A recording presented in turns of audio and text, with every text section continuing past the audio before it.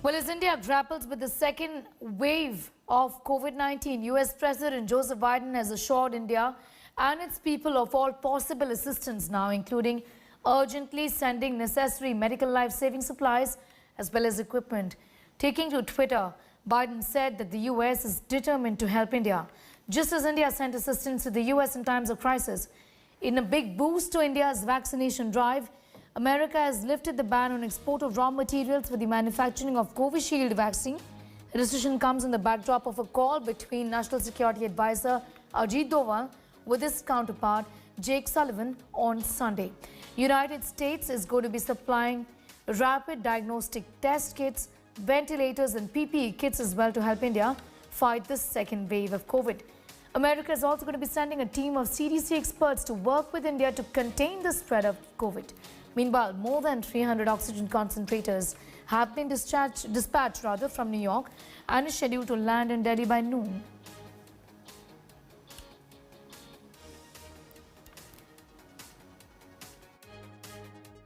Foreign Affairs editor Geeta Mohan sent us this report earlier. Well, it did take a push, a nudge, and some more for the United States of America to finally come out and soften its stand on the raw materials and vaccines that they have kept stored for Americans. Now, we are given to understand that the vaccines that they have are enough to vaccinate the entire American population many times over. That's the reason why the criticism came America's way. In not really coming out and helping a country such as India, an ally, a partner, and one that went out of her way to really help America when they needed medicines, particularly hydroxychloroquine during the first wave. Having said that, the decision after the statement of America First, which did not go down well with New Delhi, has been made after National Security Advisors Jake Sullivan and Ajit Doval spoke, where a decision was taken to send not just raw materials for the vaccine, but a whole host of other things that have been spelled out in terms of extending assistance, help, oxygen generation equipment and machines, as also allowing teams of CDC to come to India and assist India in tackling the crisis. So a lot of effort now being put in by America to ensure that its key ally and partner is really taken care of in such a time of crisis when India is grappling not just with the second wave and the massive spread, but also with shortage of supplies and oxygen, the difficulties in transportation and storage. So US is not just going to help in raw materials for the vaccine or the vaccine, but also looking at other infrastructure development or infrastructure assistance when it comes to oxygen and shortage of oxygen in India. And my colleague Nabila Jamal also tells us about the countries standing by for India during this crisis. The world is now standing by India as the country sees a really severe surge in COVID-19 cases in the second wave here. United Kingdom now ensuring and assuring India that it will supply some oxygen concentrates. In fact, oxygen concentrators, ventilators as well, that the United Kingdom is now all set to supply to India, while you have Denmark here assuring India that it will supply oxygen containers. Saudi Arabia, in the meanwhile, has already supplied liquid oxygen to India. More supplies hopefully to come in. Russia, on the other hand, has now also assured oxygen concentrators to be supplied to India at the earliest, while Singapore now assures that the first batch of medical supplies will be reaching as soon as possible. On the other hand, Google has now assured 135 crores as funds to India to fight this pandemic. Well, as India's COVID crisis worsens by the day, multiple countries have responded to ask, in fact, for help in the battle against the second wave. On Sunday, United Kingdom announced that 495 oxygen concentrators, 120 non-invasive ventilators and 20 manual ventilators will be sent to India tomorrow. Prime Minister Boris Johnson has said the country will stand by India to help stop this tragic loss. Meanwhile, Denmark has also assured oxygen containers to India, while shipping giant Chancellor Angela Merkel also announced that Germany was preparing a mission of support for India. Earlier, Saudi Arabia also sent 80 metric tons of liquid oxygen to the country. Russia is also likely to send oxygen concentrators and tanks. The first batch of medical supplies from Singapore arrived early morning today. Meanwhile, Google CEO Sundar Pichai has also assured help to India. Sundar Pichai tweeted that his company will provide rupees 135 crore funding to UNICEF and the non-profit Give India for medical supplies, supporting high-risk communities and grants to help spread critical information about COVID. I found the scenes from India absolutely heartbreaking. We have such ties of friendship and in many cases family. We've been working this weekend to put together a package of support which is now on its way to India, of ventilators and oxygen concentrators to help to save lives right now. This shows that this disease isn't over yet, and we'll keep working with colleagues around the world to try to save lives from this awful disease and of course protect people here at home. As several parts of the country grapple with shortage of oxygen, heart-wrenching images have come from Agra now. These images are from outside Sarojini Naidu Medical College, where a woman failed in a desperate bid to save her husband who was struggling to breathe. Resident of Vikas Colony in Agra, Renu Singhal tried breathing air into her husband's mouth in a last-ditch attempt to revive him, but to no avail.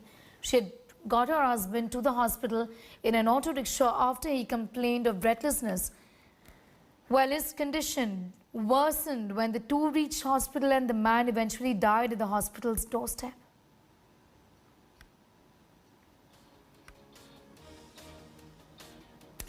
Well, hospitals across the country grapple with overload of patients and shortage of medical supplies as COVID cases continue to surge. Patients fall prey to hospital apathy now.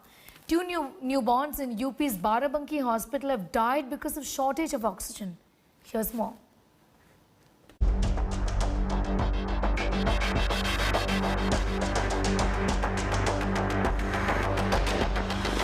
India's healthcare crisis is worsening. These shocking visuals are from Maharashtra's Baramati. Due to shortage of beds in Silver Jubilee Government Hospital, doctors were seen treating COVID patients next to bodies. Lack of beds and staff to evacuate bodies are posing danger for patients receiving treatment.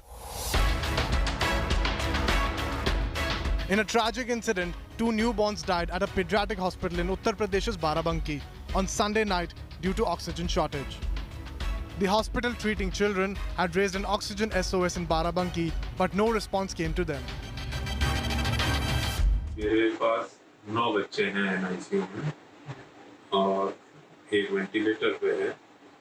हमारे पास अभी 5 से 6 घंटे का backup है। ये नहीं समझ में आ रहा है कि हमको कैसे मिलेगी ऑक्सीजन। वहाँ प्लांट पे बोल रहे हैं कि बिना परमिशन के नहीं मिलेगी, वहाँ केवल कोविड हॉस्पिटल्स को दी जा रही है। सारे बच्चे अगर इनको ऑक्सीजन मिलते रहे सब सर्वाइव कर जाएंगे। In another incident of apathy in Jharkhand's Bokaro, an elderly man was left lying on the street for the fear of COVID. The old man had fainted in front of a medical shop in Bokaro, but no one rushed to help him due to fear of contacting virus. The man was left lying on the street for hours before two Jawans of Jharkhand Armed Police called an ambulance and admitted the elderly to a hospital.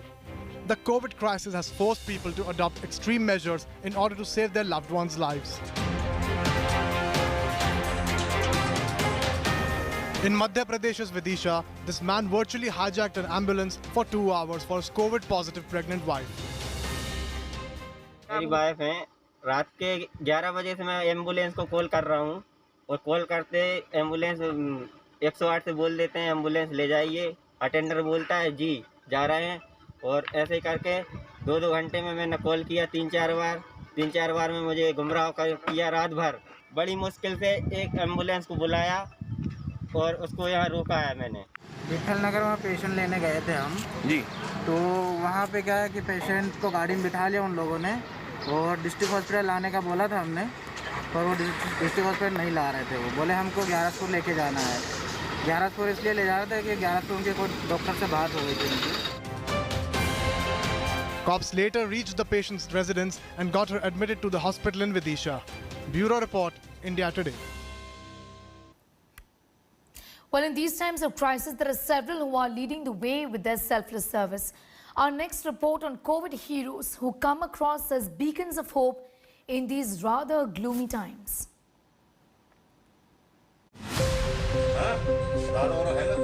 Hopping on their two-wheeler with a bag full of food, they set out every day to deliver food to COVID patients. This group of youngsters from a housing society in Uttar Pradesh's Muzaffarnagar is winning hearts with their efforts in the times of COVID crisis. Not just food, they're also planning to start delivery of oxygen cylinders to COVID patients needing them. कई लोगों के घरों में जैसे मान लें Covid patient हैं, उनके यहाँ खाने बनाने वाले भी असमर्थ हैं, तो उनके लिए हमने ये व्यवस्था पूरे नगर में शुरू करी है। जिनके घर में खाने में असमर्थता है बनाने में, उनके लिए सुबह शाम भोजन की व्यवस्था हमारी तरफ से करी गई है। ये 4 दिन से व्यवस्था शुरू करी है हमने। इसमें 40-50 लोगों को खाना बन रहा है सुबह भी और शाम को। In Sagar district of Madhya Pradesh, a Muslim group has set an example by helping in cremation of a Hindu man who died of COVID at his home. When no one stepped forward to cremate the man due to fear of infection, committee members from a nearby burial ground came to the rescue.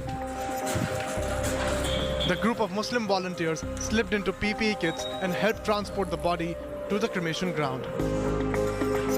एक हमारे उनके हिंदू समाज के दोस्त हैं, उल्लास पालकर, महाराष्ट्रियन है, उनकी death हो गई थी। उनके लिए क्या है, उनके परिवार में कोई था नहीं। शासन को सूचित करने के बाद हम लोगों ने उनको गाड़ी में पूरी किट पहन के और गाइडलाइन के हिसाब से उनको शमशान घाट पहुंचा दिया है। Similarly, a Sikh group is helping cremate COVID patients in the Delhi NCR region, operating in Delhi and adjoining Haryana.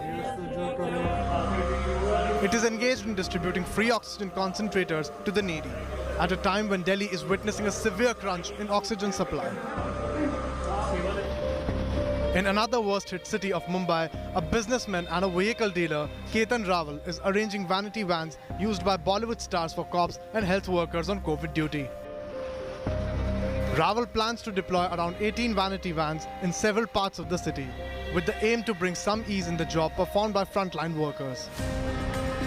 कोई भी पेशेंट हो और कोई भी गवर्नमेंट हॉस्पिटल में अगर उनको बेड नहीं मिल रहा है, बाकी सब फैसिलिटी मिल रही है, तो मैं मेरी वैन उनको देने के लिए तैयार हूँ। जो एक वैन में 3-3 रूम है, तो मतलब एक हॉस्पिटल को 3-3 4-4 रूम, अगर मैं 25 से 30 रूम तक देने के लिए तैयार हूँ मैं। अगर पेशेंट की जान बच रही है, अगर पेशेंट को ट्रीटमेंट मिल रही है, तो मैं मेरी वैन उनके कंपाउंड में या तो हॉस्पिटल के बाहर पार्क करने के लिए तैयार हूँ। When the COVID spread has led to an atmosphere of gloom all around, these COVID heroes come across a beacon of hope. Bureau Report, India Today. Co-powered by Blue Star. Nobody cools better.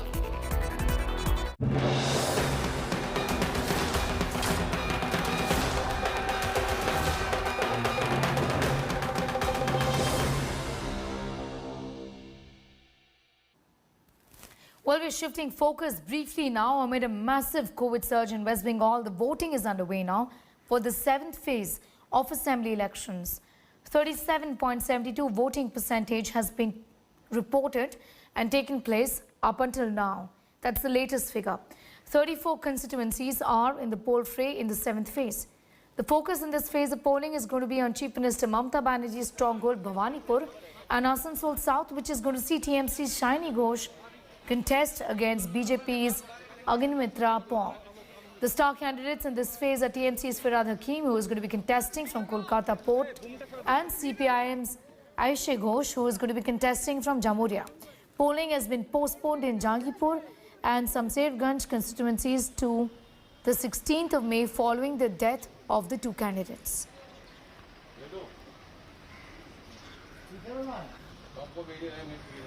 And instead of working for the people, the central government in the last 6-7 months, including the leaders of the BJP, they were busy in buying and purchasing MLAs, toppling the governments, fighting elections in different states. They were busy in campaigning in Bihar, then they came to Bengal. So their only motive is to serve their political interests. They're not here to work for the people. And by and large, people all over throughout the country has realized this. And I'm sure they're going to give a befitting reply in this elections. Nandigram के चुनाव के पहले की ममता जी के बयान कुछ और होते थे। नंदीग्राम के बाद के बयान फ्रस्ट्रेशन वाले बयान, क्योंकि उनको पता लग गया नंदीग्राम में हार चुकी हैं। और उसके बाद से जितने भी बयान दे रही हैं सब फ्रस्ट्रेशन वाले बयान हैं, और इसलिए उनका आत्मविश्वास खत्म हो गया, ज़मीन उनकी खिसक गई, उनको पता लग गया कि जनता ने उनका वास्तविक चेहरा पहचान लिया। अभी तक जैसा वोटिंग चल रहा है, क्या खुश हो आप? मेरे लिए सिर्फ एक ही कंसर्न है कि जो वोटर है वो शांतिपूर्ण भावे आके यहाँ पे शांति से वोट कर सके, यहाँ पे कोई प्रॉब्लम ना हो। और वही मैं घूम घूम के देख रही हूँ, कई कई जगह पे ईवीएम मशीन खराब है, कहीं पे स्लो वोटिंग थोड़ा सा हो रहा है। So I am just trying my best to go through all the booths and check out कि क्या चल रहा है। रिगिंग की आशंका थोड़ी थोड़ी जगह हमेशा रह ही जाती है, लेकिन मुझे पता है कि ऐसा कुछ होने नहीं वाला है, और अगर होगा भी तो डट के मुकाबला करेंगे। And we are going to ensure free and fair voting. Security aspect से आप खुश हो? देखिए, अब सिक्योरिटी है, अब सिक्योरिटी अपना काम करेगी तो अच्छा है, और अगर सिक्योरिटी अपने जैसा काम करती है इट्स फाइन एंड गुड। अगर किसी दूसरे के मतलब दूसरे के जैसे काम करती है, किसी के दबाव में आके काम करती है, तो then it is not good. But I think as a party we are ready to face whatever comes. Wherever I have been campaigning, I've seen people's support, people's love for only one face of Bengal, and that is our honorable CMs. And the rest, I think today we should not talk about it. Right now, the only thing that I would request all my friends from media to portray in front of people is to stay indoors, to take care of themselves, because we are going through a very tough situation. And on that note, I am also personally doing all virtual campaigning at the moment. For today being the last day of campaigns, we're all going virtual. So I would actually request people to stay indoors and take care of themselves. DMCG agent. Mamata Banerjee ছবি লাগানো টুপি পরে বসে আছে। একটু ক্যাপটা দেখাবেন please. We are coming to you live from Murshidabad district, and this is specifically Murshidabad town. The seat is Murshidabad itself, where we are coming to you live from. I'll ask my camera person Sajid to keep showing you the pictures behind me. People have been coming out in good numbers in order to cast their vote over here. Obviously, they are being told to wear their masks, and of course being provided masks if they're not wearing any, given the sanitizer as well, inside as well. But obviously social distancing continues to be a challenge as far as the authorities are concerned. At some booths that we visited, of course, the authorities are, trying to tell the people to maintain some amount of distance.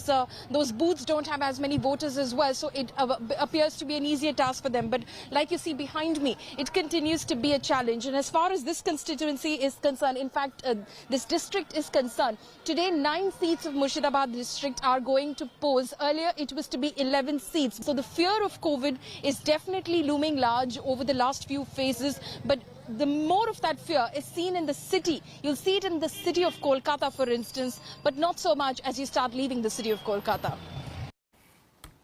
My colleague Chaiti Narula explains our seat share and vote share of Bengal 2016 assembly elections.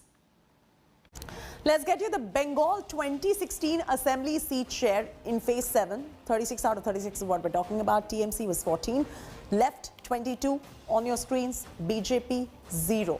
And 2016 Assembly vote share now for phase 7. TMC was at 37%, topping the charts right there, followed by the left on your screens at 44% and BJP down to 13%. Hi everyone, Preeti Chaudhary here. Hope you like this video. For latest news and analysis, like and subscribe to the India Today YouTube channel. And don't forget to press the bell icon to stay updated. Thank you for watching.